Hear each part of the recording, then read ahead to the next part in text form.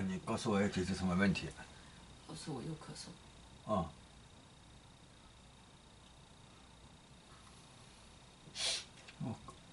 现在我看到你变得好长好长好长好长啊，人呐、就细长啊，好像被外星人把你往上拉长了，拉长以后头伸到云的上面了。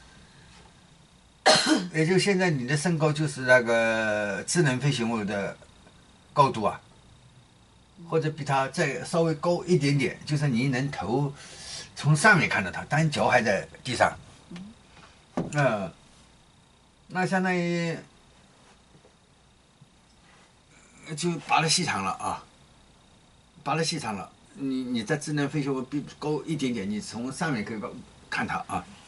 但你这样一高的话，就人升到云里边去了，高空冷了。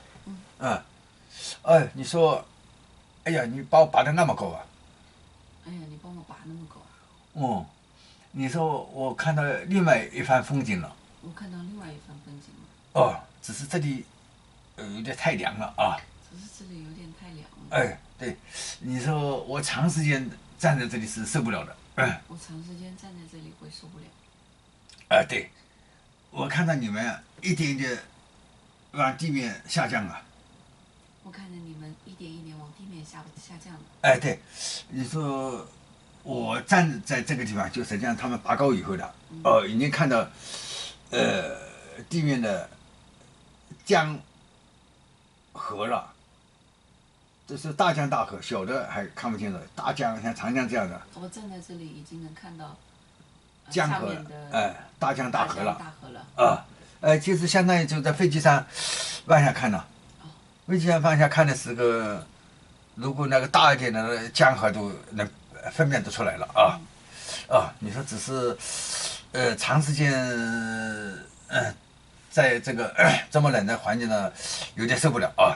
只是长时间在这么冷的环境中有点受不了。外星就想让你拉你上去看看到底状况怎么样了。你看到确实离地面很近了啊！你说确实离地面很近了。确实离地面很近了。对，而且高空有点冷了。高空有点冷。说完以后，你把那个问题一说以后，他就把你放下来了，又回到原地了啊。下来了现在啊。刚才就是冷的增长啊，吸冷空气的增长。那么高速的那个高度啊，高度，也就是离地面很近的了，已经啊。好。好。